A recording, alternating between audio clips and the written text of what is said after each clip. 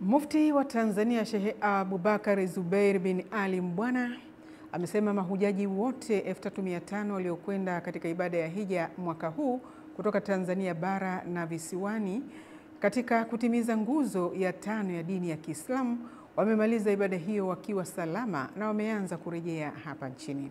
Tujiunge na Hamisi Suleiman. Waweze kutuongoza kwa wema na kwa kheri na amani. Naiombea nchi, Mwenyezi Mungu ajalie amani na utulivu katika nchi yetu.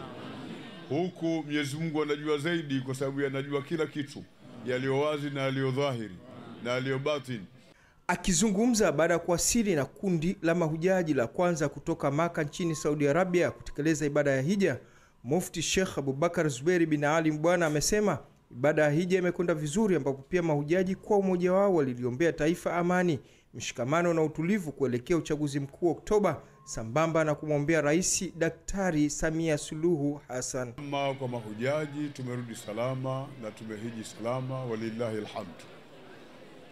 Kwa hiyo tunashukuru na tumewaombea sana nyote, na tumewaombea Watanzania sana, na tumeiombea nchi sana, tumeliombea taifa sana, amani, utulivu na mambo mengi ya kheri na baraka katika nchi yetu, ambayo ndio mambo muhimu katika kipindi tulichokuwa nacho.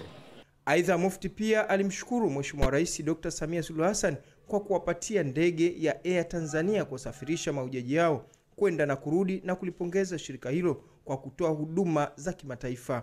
Kwanza tunamshukuru Rais wa Jamhuri ya Muungano wa Tanzania, Mama Dr. Samia Suluhu Hassan, kwa kutupatia ndege ya Tanzania ATCL ambayo tumesafiri nayo, na kama mlivyoshuhudia leo tumerejea nayo.